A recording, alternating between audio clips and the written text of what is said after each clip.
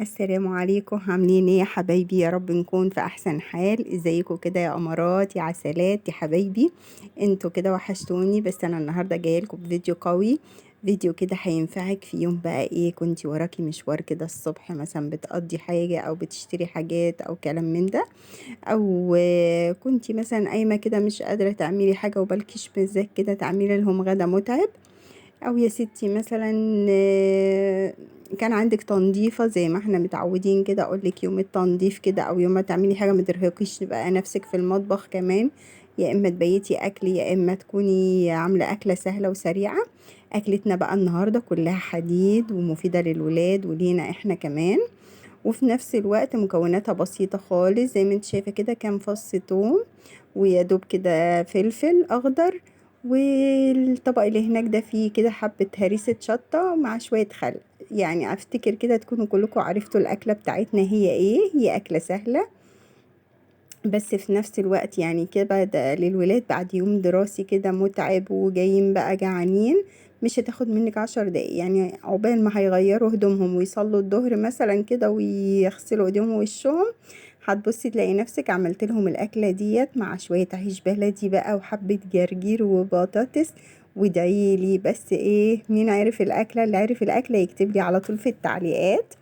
انا كده اول حاجه بفصص التوم بتاعي عشان اجهز كده بقى التتبيله بتاعتي اللي انا هعمل بيها. بفصص كده توم، طبعا اللي قولونه يستحمل حطي توم ما تقوليش لا، حطي فلفل زي ما انت عايزه.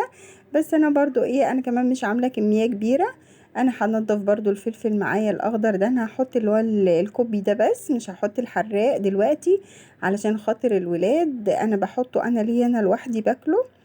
بس انا ايه بقولك، اللي هو كل ما تبقى الاكله دي حراقه كل ما بتبقى صراحه طعمها حلو. انا عن نفسي بحبها حراقه، بس طبعا عشان معاكي ولاد لازم تعملي حسابهم. وممكن برضو لو جوزك مثلا ملوش برضو في الحراق يبقى انت عامله حسابك. فقرن الفلفل الحراق انا هسيبه كده على جنب في الاخر خالص.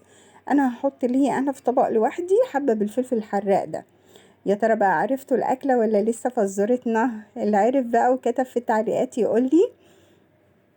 أنا هدق كده الخلطة بتاعتي دي، بس هحط لها بقى إيه، معلقة كده ملح، وهحط شوية بهارات كبدة بتتباع عند أي عطار عادي. ما عندكيش بتحطي بقى شطة وكمون. أنا قلت إنها كبدة.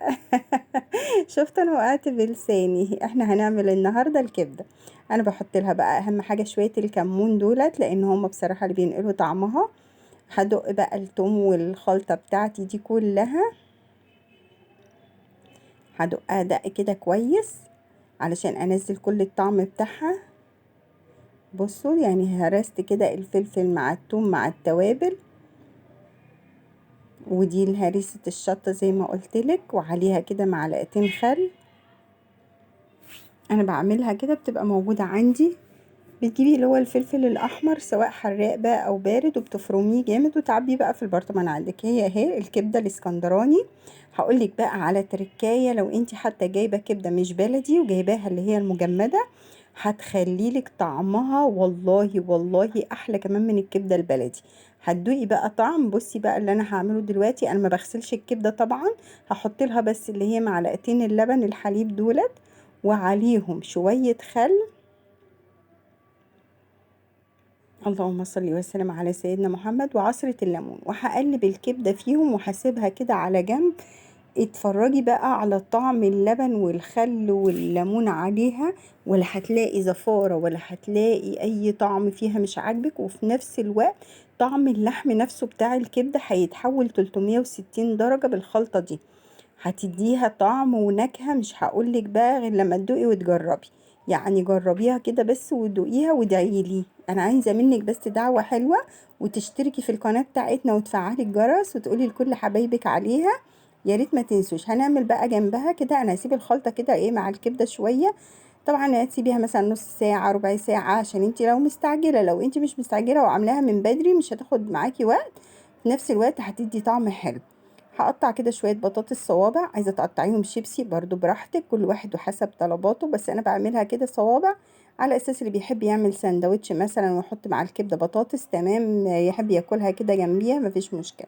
انا عندي الولاد بيحبوها كده، ساعات بقى بيحطوا عليها كاتشب وساعات لا. هقطعها كده صوابع، احطها في شويه ميه وملح.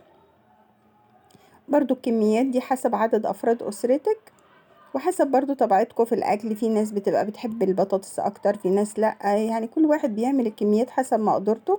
ربنا يرزقنا جميعا الخير والبركة في بيوتنا يا رب.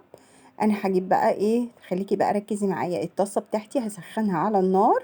يفضل انها تكون ألمونيا او اللي هي الصاج.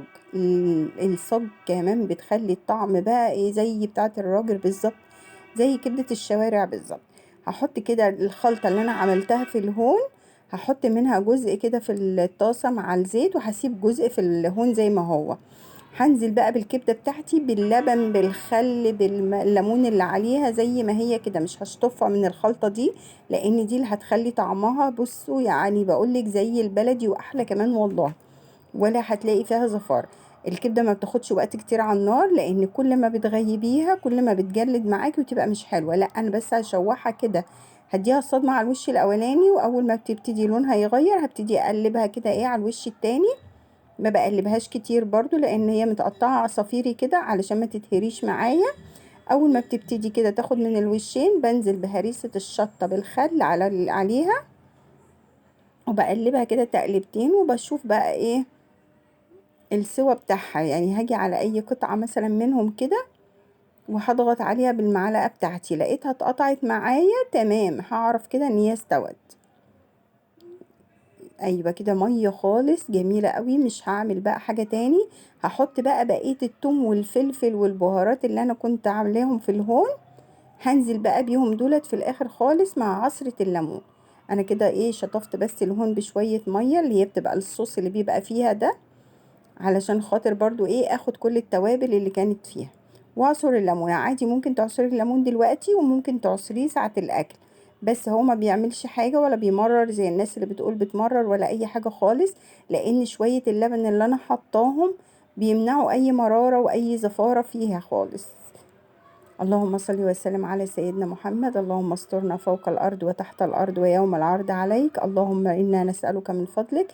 ده الفلفل بقى الحامي، أنا بس بحطهولك كده إيه كديكور، بس عشان تبقي عارفة إن هي ما تحلوش غير بيه. ودي النتيجة النهائية بتاعتنا. أنا عملت كده جنبها شوية جرجير، شوية مخلل، شوية بطاطس محمرين، قرنين فلفل وحوحنا برضو كده لا غنى عنهم جنب الكبدة. انا قليتهم كده عشان لو جوزي حب ياكلهم، وانا حطيت القرن بتاعي انا ده عشان انا هقطع ليه انا على جنب حبة اكلهم مع الكبدة، مع شوية عيش بلدي بقى ودايلي. وده الليمون علشان خاطر اللي حابب يزود ليمون عليها، بس هي بصراحة والله كانت ولا اطعم. هتدوقوها وهتدعولي، وما تنسوش الاشتراك. ويا رب كل وصفاتي تعجبكم. نوعات أسرة بسيطة في كل بيت، عايزينها تملى الدنيا كلها، عايزين نطلع في التلفزيون يا جدعان. صدقوني احنا بنكبر بيكم وبنكبر عشانكم. كل وصفاتنا ديت احنا بنتعب وبنصور وبنعمل كل ده علشان خاطركم، فياريت انتوا كمان ما تبخلوش علينا. انا اختكم في الله سماح، بحبكم